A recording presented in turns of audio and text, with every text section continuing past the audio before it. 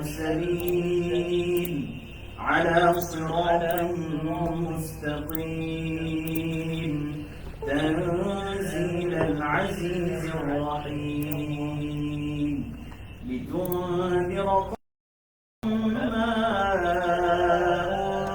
أنذر آباؤهم فهم غافلون لقد حق القول على أكثرهم فهم لا يؤمنون إنا جعلنا في أعناقهم أغلالا فهي إلى الأذقان فهم مقمحون وجعلنا من بين أيديهم سدا ومن خلفهم سدا فأغشيناهم فهم لا يبصرون وسواء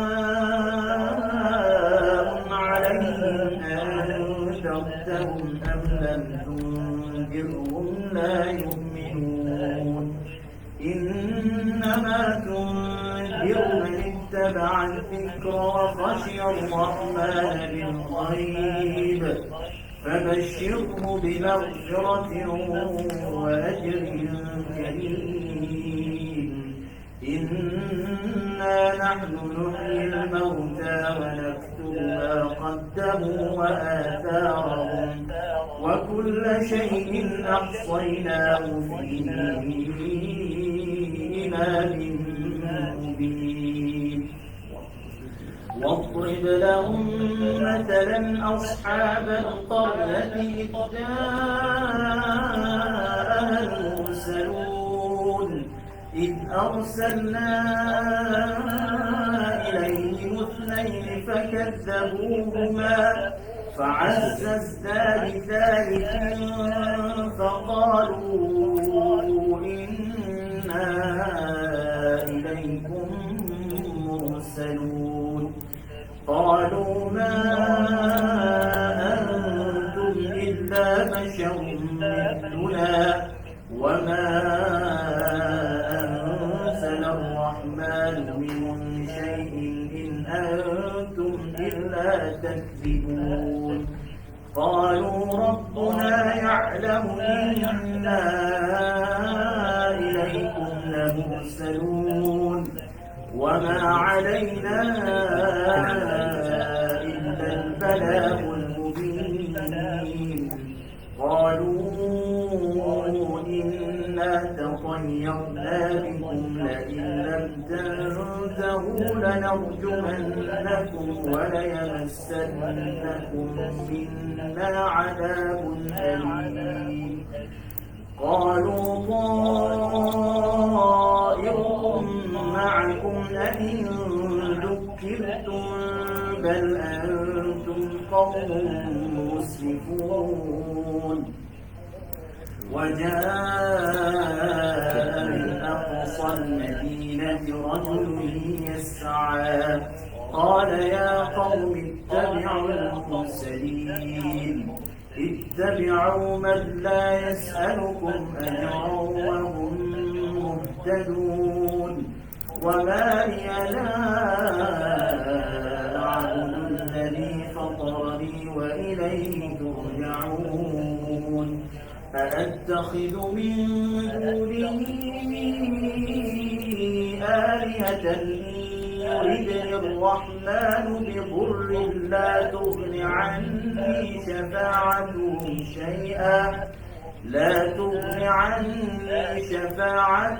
شيئا ولا ينقذون إني إذا لفي ضلال مبين إني آمنت بربكم فاسمعون قيل ادخل الجنة قال يا ليت قومي يعلمون بما غفر لي ربي وجعلني من المكرمين وما أنزلنا على قومه من بعده من جند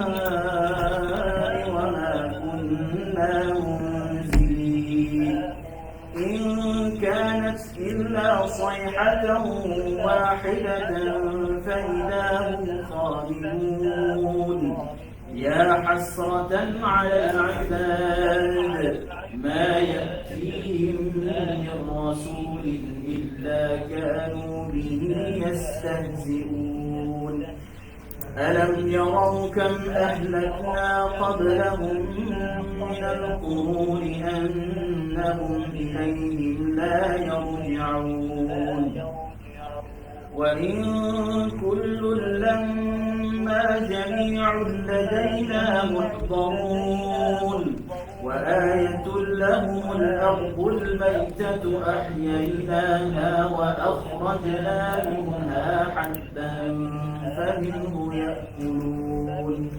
وجعلنا فيها جنات من نخيل وأعناب وفجرنا فيها من العيون ليأكلوا من ثمره وما عملته أيديهم أفلا يشكرون سبحان الذي خلق الأزواج كلها مما تنبت الأرض ومن أنفسهم ومما لا يعلمون وآية لهم الليل نسلخ منه النهار فإذا هم مظلمون والشمس تجري لمستقر لها ذلك تقدير العزيز العليم والقمر قدرناه منازل حتى عاد كالعرجون لا الشمس ينبغي لها أن تدرك القمر ولا الليل سابق النهار وكل في فلك يسبحون وآية لهم أنا حملنا ذريتهم في الفلك المشحون وخلقنا لهم من مثله ما يركبون وإن نشأ نغرقهم فلا صريخ لهم ولا هم ينقذون إلا رحمة منا ومتاعا إلى حين وإذا قيل لهم اتقوا ما بين أيديكم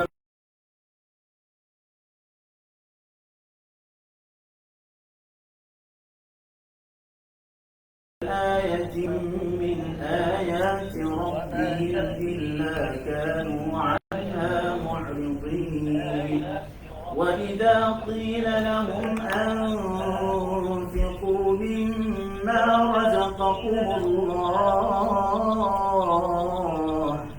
قال الذين كفروا للذين آمنوا أنطعم من لو يشاء الله أطعمه إن أنتم إلا في ضلال مبين ويقولون متى هذا الوعد إن كنتم صادقين ما ينظرون إلا صيحة واحدة تأخذهم وهم يخصمون فلا يستطيعون توصية ولا إلى أهلهم يرجعون ونفخ في الصور فإذا هم من الأجداث إلى ربهم ينسلون قالوا يا ويلنا من بعثنا من مرقدنا هذا ما وعد الرحمن وصدق المرسلون إن كانت إلا صيحة واحدة فإذا هم جميع لدينا محضرون فاليوم لا تظلم نفس شيئا ولا تجزون إلا ما كنتم تعملون إن أصحاب الجنة اليوم في شغل فاكهون هم وأزواجهم في ظلال على الأرائك متكئون لهم فيها فاكهة ولهم ما يدعون سلام قولا من رب رحيم وامتازوا اليوم أيها المجرمون ألم أعهد إليكم يا بني آدم ألا تعبدوا الشيطان إنه لكم عدو مبين وأن اعبدوني هذا صراط مستقيم ولقد أضل منكم جبلا كثيرا أفلم تكونوا تعقلون هذه جهنم التي كنتم توعدون اصلوها اليوم بما كنتم تكفرون اليوم نختم على أفواههم وتكلمنا أيديهم وتشهد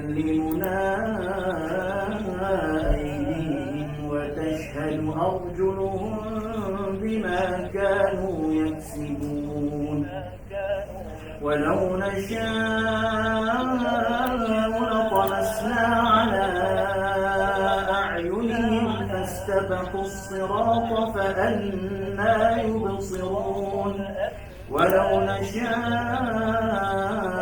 لمسخناهم على مكانتهم فما استطاعوا مضيا ولا يرجعون ومن نعمره ننكسه في الخلق أفلا يعقلون وما علمناه الشعر وما ينبغي له إن هو إلا ذكر وقرآن مبين لينذر من كان حيا ويحق القول على الكافرين أولم يروا أنا خلقنا لهم مما عملت أيدينا